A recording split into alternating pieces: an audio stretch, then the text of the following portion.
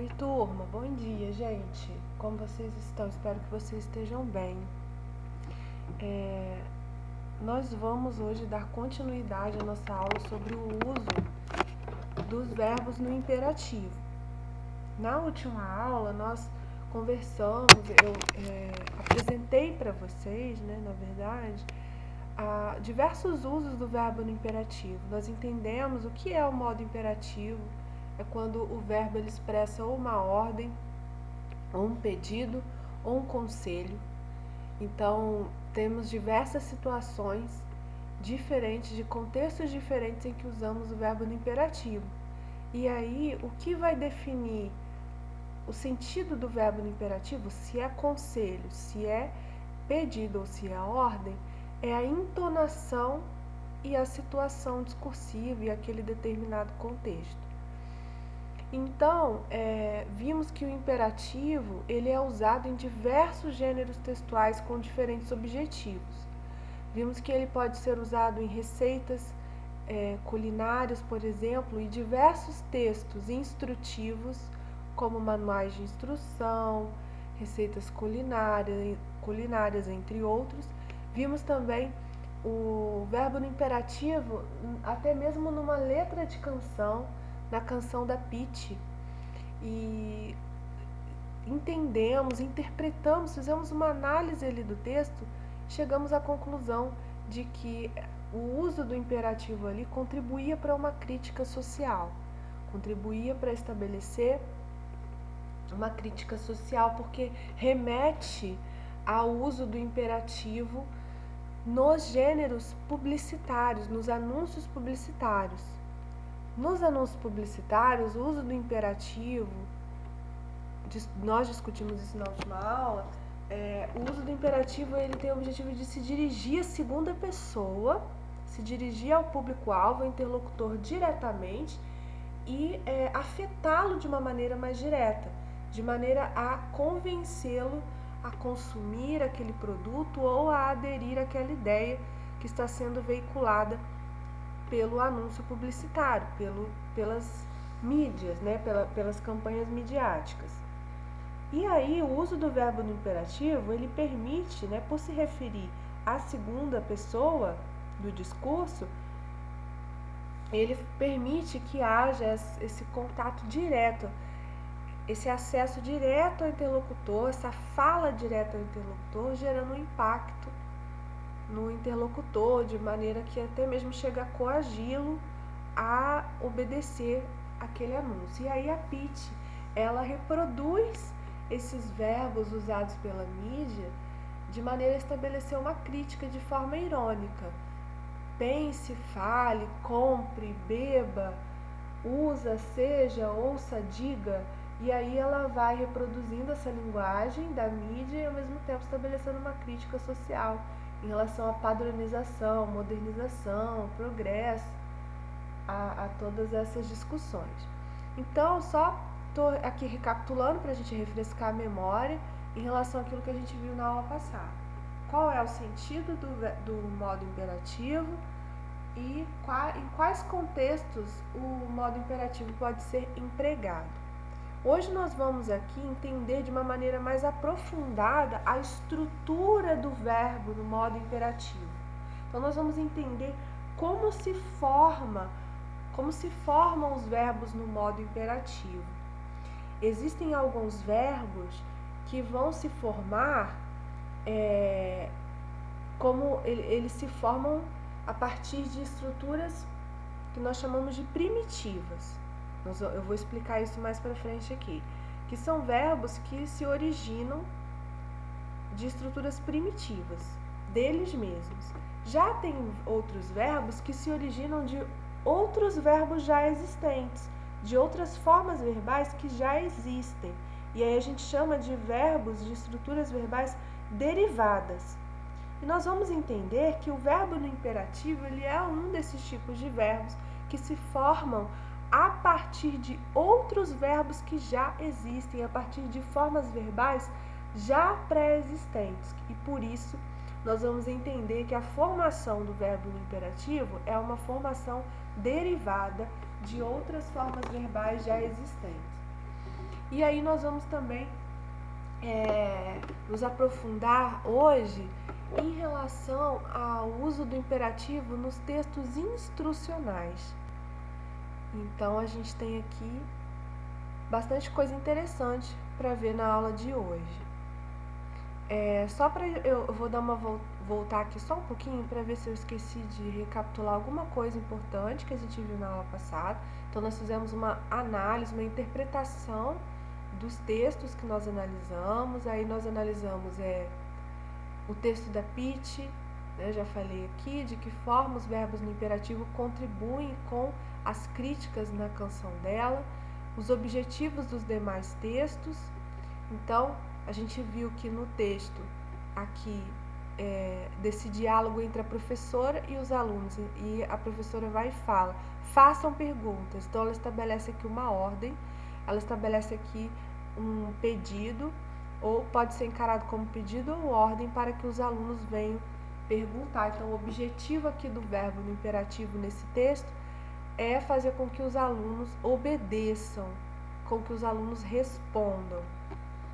A gente viu um anúncio publicitário que usa o verbo no imperativo prepare e se refere diretamente ao interlocutor, com isso causando mais impacto e afetando de maneira mais direta o público-alvo quando usa a segunda pessoa se dirigindo diretamente ao interlocutor, para convencê-lo da importância dessa campanha do Dia Mundial do Coração e vender essa ideia, vender o produto à margarina Becel, vender a ideia de que a Becel ela se preocupa com essa campanha e que a Becel ela é saudável para o público.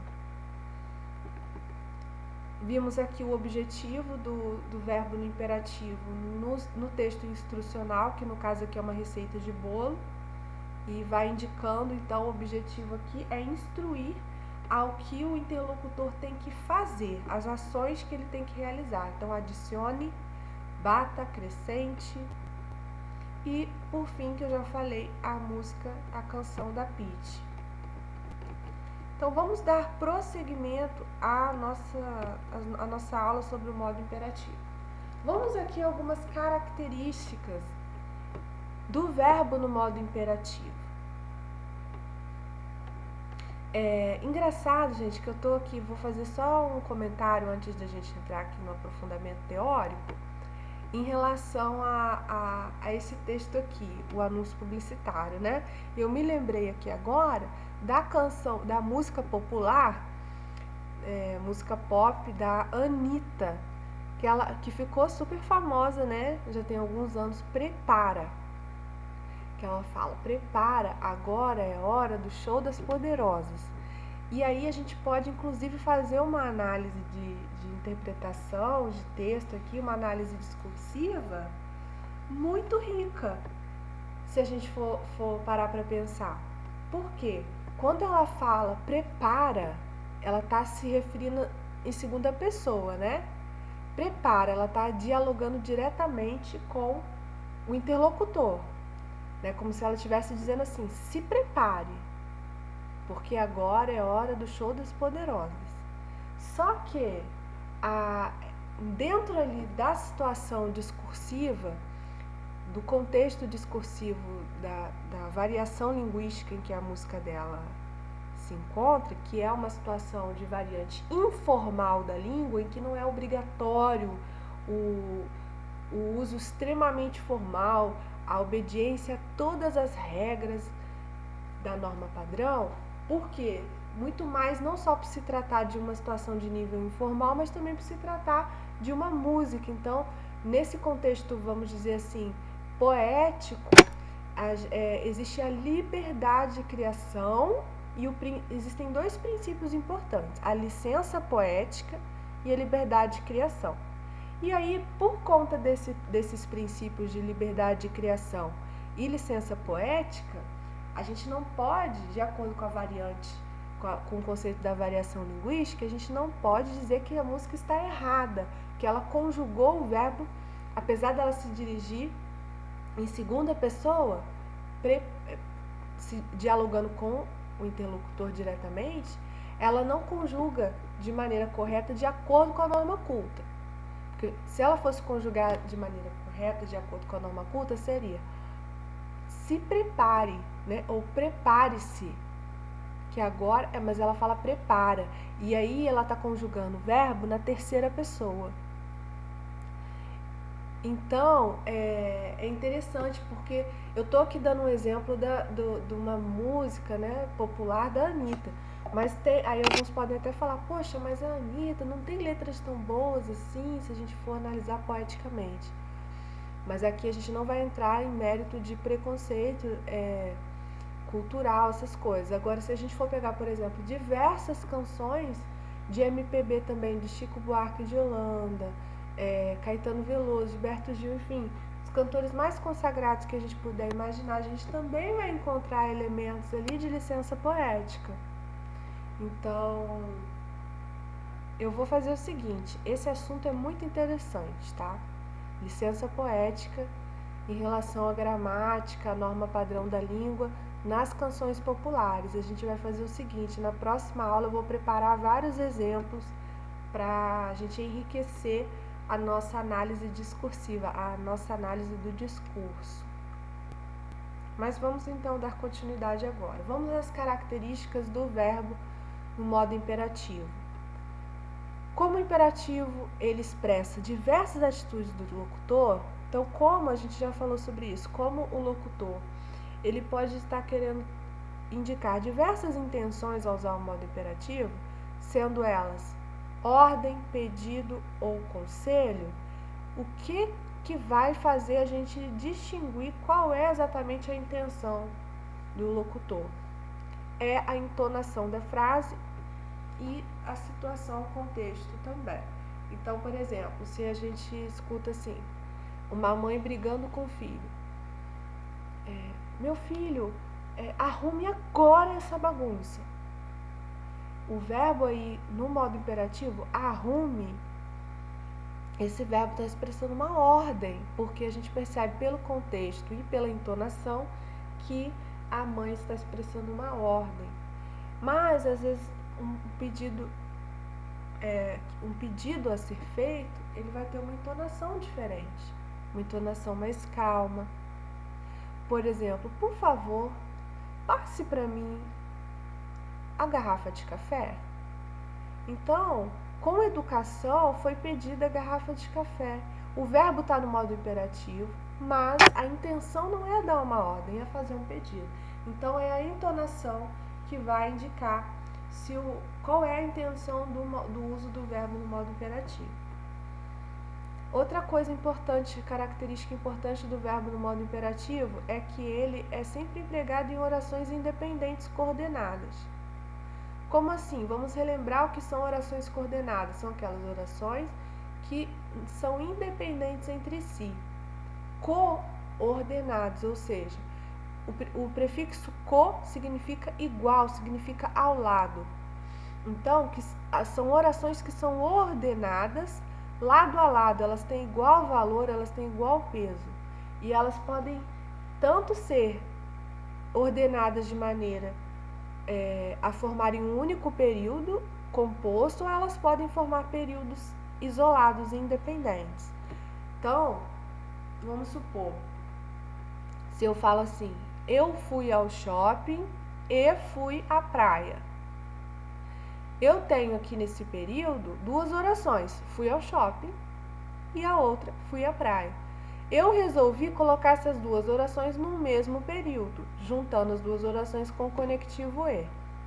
Mas essas orações, elas têm um valor igual, elas não são dependentes uma das outras. Elas podem também ser isoladas e independentes. Então, eu poderia falar, eu fui à praia, ponto final. E eu posso falar separadamente, eu fui ao shopping. Então, as orações coordenadas são aquelas que podem existir independentes, isoladas em períodos únicos, em períodos simples. Elas se opõem às orações subordinadas, que são aquelas que não podem existir sozinhas. Elas dependem da oração principal na formação do período composto, né? Por exemplo, se a gente fala assim, eu preciso que você me dê atenção. Então, eu tenho aí duas orações. Eu preciso que você me dê atenção. Só que essas orações, elas não podem ser ditas isoladamente. Se eu falar só a oração principal, se eu falar assim, eu preciso, não vai fazer sentido. A pessoa vai me perguntar, precisa de quê? E se eu falar só a oração subordinada isolada, não vai fazer sentido. Vai ficar assim, que você me dê atenção. Como assim que você me dê atenção? O que você está querendo dizer? Ou seja, eu não posso falar as duas isoladas, elas não fazem sentido sozinhas. Elas só fazem sentido quando estão juntas. Eu preciso que você me dê atenção. No caso, elas são subordinadas. Quando a gente usa o verbo no modo imperativo, quando a gente formula uma oração com o verbo no imperativo, essas orações sempre vão ser da modalidade coordenadas, independentes. Elas não formam orações subordinadas. Por exemplo, coloquei esse exemplo aqui, ó. Coloque 2 xícaras de açúcar e a seguir 1 de leite. Então, olha só, eu tenho aqui, ó, como que a gente analisa no período a quantidade de orações? Vamos lá. Primeiro eu tenho que identificar o período. Então, o período começa na letra maiúscula, aqui está sem letra maiúscula, porque depois de 2 pontos não colocamos letra maiúscula. Mas o período está começando aqui e está terminando aqui no ponto final. Dentro desse período, vamos ver quantas orações eu tenho, se é um período simples ou composto, por mais de uma oração. Como que eu vejo isso? Pela quantidade de verbos. Então, coloque um verbo, 2 xícaras de açúcar e a seguir, coloque 1 de leite. Então, eu tenho um verbo aqui que está omitido para evitar a repetição, mas ele está subentendido aqui. Então, eu tenho 2 verbos, coloque aqui e o coloque que está subentendido aqui. Então, eu tenho 2 orações aqui. Agora, vamos analisar se elas são coordenadas ou não. Vamos ver se eu posso falar cada uma delas de maneira independente. Coloque 2 xícaras de açúcar. Ponto final. Posso falar essa oração independente. Coloque 1 xícara de leite. Posso falar também de maneira independente, ou seja, o verbo que está aqui formando essas orações, coloque, coloque, esses verbos no imperativo estão formando orações coordenadas, orações independentes, totalmente independentes entre si. Então, recapitulando, o verbo no modo imperativo vai formar orações coordenadas, orações independentes que podem ser ditas sozinhas, não dependendo necessariamente de outras. Próxima característica. Como no modo imperativo o falante ele sempre se dirige a alguém diretamente, então ele se dirige ao interlocutor de maneira direta, o modo imperativo ele vai ser admitido nas seguintes pessoas do discurso: a segunda pessoa do singular e do plural, tu e vós. O verbo vai ser conjugado também na terceira pessoa do singular e do plural, ele e eles. A gente vai entender por quê. E na primeira pessoa do plural, nós. Eu vou falar aqui um exemplo de cada. O verbo no modo imperativo, conjugado na primeira pessoa do plural. Nós faremos tudo corretamente. Então, nós, primeira pessoa do plural, faremos isso. Então, eu tenho aqui, estou me referindo à primeira pessoa do plural e expressando uma ordem usando o modo imperativo. Imagina, né, que vocês estão, por exemplo, fazendo um trabalho em grupo. Dentro desse trabalho em grupo, algum dos integrantes se levanta e fala: olha, gente, vamos começar o trabalho. Nós iniciaremos o trabalho. Então, está expressando ali uma ordem na primeira pessoa do plural, usando o modo imperativo na primeira pessoa do plural. Agora, eu vou dar um exemplo em relação à segunda pessoa, do singular e do plural, tu e vós. Faça isso tu, faça tu. façais vós. Façai vós. E agora um exemplo na terceira pessoa. Por que na terceira pessoa? A gente vai entender que sempre que a gente, ao invés de usar o tu, a gente usa o você, apesar do você ser um pronome que se refere à segunda pessoa, mas sempre o verbo vai concordar na terceira. Então, sempre que a gente usa o você, apesar do pronome você se referir à segunda pessoa, a pessoa com quem eu falo, assim como tu, assim como vós, mas o verbo, quando estiver conjugado usando você, vai conjugar na terceira pessoa. No próximo slide a gente vai ver isso melhor. Então, recapitulando, em quais pessoas do discurso conjuga-se o verbo no modo imperativo? Primeira do plural, porque, gente, primeira do singular, eu posso dar uma ordem para mim mesmo? Eu faço isso? Não tem como, porque se a gente for pensar assim, vou dar uma ordem, faça isso. Só que o faça, a conjugação dele não é a primeira pessoa. A conjugação dele é a terceira. Então, a gente não vai ter a conjugação na primeira pessoa do singular, tá? Primeira pessoa do plural, segunda e terceira pessoas do singular e do plural. Tem alguns exemplos aqui. Seguiremos adiante. Nós seguiremos adiante. Então, o verbo imperativo está sendo conjugado na primeira pessoa do plural. Devolva-me os documentos que me roubou. Devolva-me você. Você me devolva os documentos que me roubou. Passe-me o açúcar, por favor. Você passe-me o açúcar, por favor. Não deixes o carro na rua, guarda-o na garagem. Tu não deixes o carro na rua.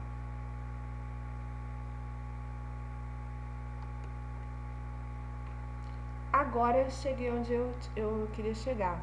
No modo imperativo, usa-se as formas você e vocês para se referir respectivamente à terceira pessoa do singular e do plural. Então, quando no modo imperativo a gente usa você ou vocês, a gente conjuga o verbo na terceira pessoa.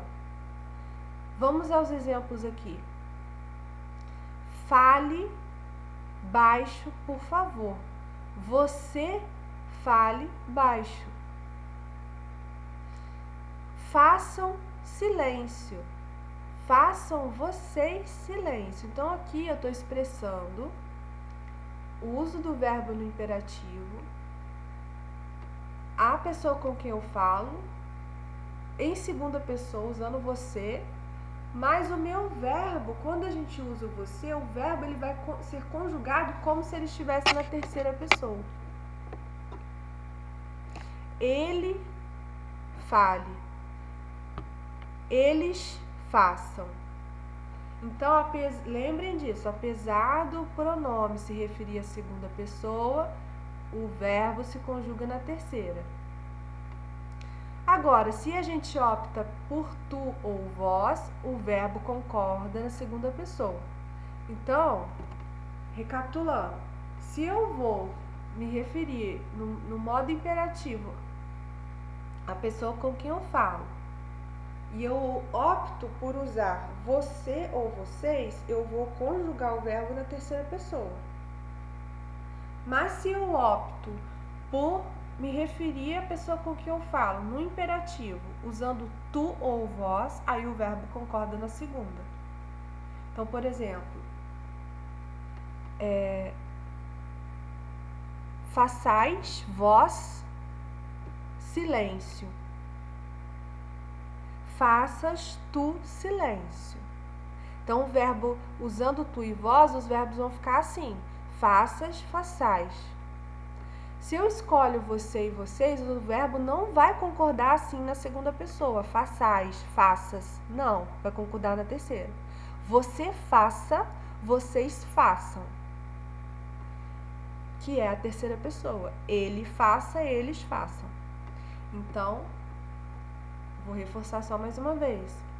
Optei por me referir à pessoa com quem eu falo no modo imperativo, usando tu ou vós, né, remetendo lá à linguagem de Machado de Assis do século XIX. Então, o verbo concorda em segunda pessoa. Façais, vós, faças, tu. Opto por usar você ou vocês para me referir em segunda pessoa usando o modo imperativo, o verbo vai concordar na terceira pessoa. Você faça, vocês façam. Vamos agora à formação do modo imperativo. Essa parte aqui, gente, é muito importante. Tem que ter bastante atenção. Na verdade, eu vou fazer o seguinte, a gente só tem mais alguns minutinhos de aula, então eu vou fazer o seguinte, eu vou pular essa parte aqui, porque eu preciso ter bastante tempo para explicar essa parte, de como que se forma o imperativo, como que nasce as formas do imperativo. E aí a gente vai falar aqui sobre os textos instrucionais hoje, para finalizar a nossa aula, e na aula que vem, antes de dar seguimento à matéria, eu volto aqui nesse material, nesse slide aqui, para explicar a vocês com bastante calma como que acontece a formação do verbo no modo imperativo. Então, para finalizar nossa aula, vamos entender aqui o uso do verbo no imperativo nos textos instrucionais. Ordens, regras, instruções e propagandas. Na vida cotidiana, é comum nos depararmos com ordens, com regras, com instruções, com regulamentos, anúncios publicitários e outros gêneros textuais que interferem ou tentam interferir no comportamento das pessoas.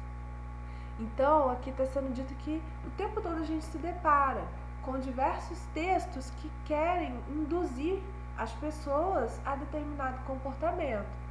E isso não quer dizer que necessariamente sejam carregados de uma má intenção, não. Por exemplo, se você pega ali um folheto dando dicas de saúde, dizendo que você deve fazer, beba 2 litros de água por dia. Então ali você tem instruções, você tem ordens, conselhos para que você tenha uma vida mais saudável. Então, o tempo todo a gente se depara com diferentes gêneros de textos, seja propaganda, anúncio publicitário, campanhas, folhetos, enfim, uma gama de textos que nos orientam a ter determinadas atitudes, tomar determinadas ações ou dessa forma interferindo no nosso comportamento. As mensagens desse tipo de texto geralmente se organizam na forma de apelo, ordem ou súplica. São, em geral, textos que utilizam diversos recursos expressivos a fim de envolver e conhecer o leitor. Então, esses textos, geralmente, eles vão usar recursos expressivos, não somente o verbo no imperativo, para afetar e se dirigir de maneira mais direta ao interlocutor, né? Por exemplo, beba 2 litros de água por dia, venha para a caixa você também. Mas tem outros recursos, tem figuras de linguagem, tem humor, ironia, ambiguidade. Tem vários recursos de linguagem expressivos que chamam a atenção, que ajudam esses tipos de textos aqui, esses gêneros textuais, a chamarem a atenção do interlocutor. Além disso, nesses textos, há predominância da função apelativa ou conativa da linguagem. A função da linguagem apelativa ou conativa, ela é centrada no interlocutor. Então, ela predomina em textos em que o foco da mensagem, a grande importância para aquela mensagem é o interlocutor, é a pessoa com quem eu falo. Então, a gente, obviamente que nessa altura do campeonato, vocês já estudaram as funções da linguagem. As funções da linguagem são as diferentes funções que a linguagem pode assumir em diferentes contextos. Função referencial, função fática, função poética, função emotiva, função apelativa ou conativa. E aí, a função apelativa, ela vai estar presente em textos que tem o foco, cuja mensagem tem um total foco, a coisa mais importante para aquele texto ali é o interlocutor, é o público-alvo. E aí, nesses textos que tem como foco o público-alvo, muitas vezes é usado o verbo no imperativo para estabelecer esse contato mais direto com o interlocutor. Mas, gente, então, na próxima aula eu vou retomar esse material para a gente finalizar, para a gente concluir o nosso raciocínio, o nosso aprendizado sobre o verbo no imperativo na produção de texto, tá bom?